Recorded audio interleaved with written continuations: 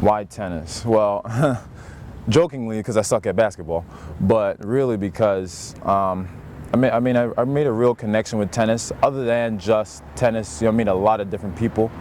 It's opened my eyes to a lot of different things. So. Growing up, right off the bat, I was not interested in tennis at all.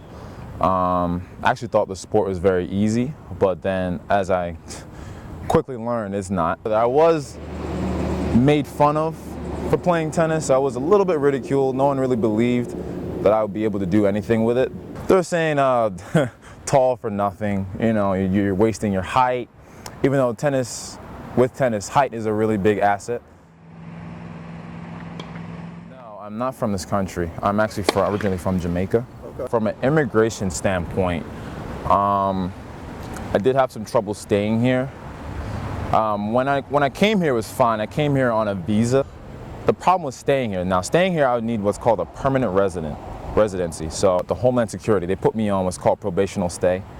So they gave me X amount of months to figure out what I'm going to do to gain permanent residency. So, I was doing very well in high school, and then I realized that I couldn't fully graduate high school because of that.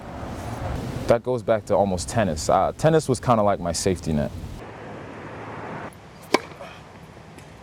I used to be a member at the Health Flex Sports Club back in Springfield, and at the time, I wasn't an employee there, but people used to see that, I had something to offer. So then the manager of the club came up to me and, offered me a job. So that's how I started there.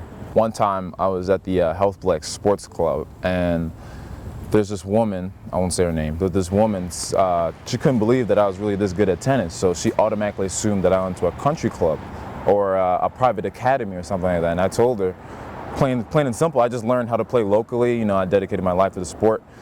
And she just disregarded that. She wanted to know just how good could I be, how much money do I have, how could I be this good and not have a bunch of money. And she was saying that that she believed I was a refugee. She believed that that someone rescued me, brought me to America, and threw a bunch of money at me to make me learn how to play tennis. Just as I don't even know what she was getting at, but yeah, there are some prejudices for sure. My biggest influence, hands down, would be a man named Jared Grant. So Jared Grant, he saw something in me that I did not see in myself. So many times in the past, I didn't want to quit. So, he always motivated me, told me to keep sticking with it. You might not be able to see what, it can offer you now, but in the long run, you'll be able to see that, you can really turn this into a career.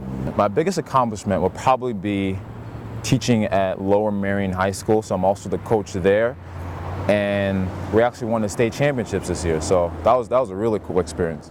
My biggest challenge would probably be, and this is where I am now, just from a business side of tennis, is establishing myself. I have to work twice as hard so people can respect me, see that I actually do know what I'm talking about.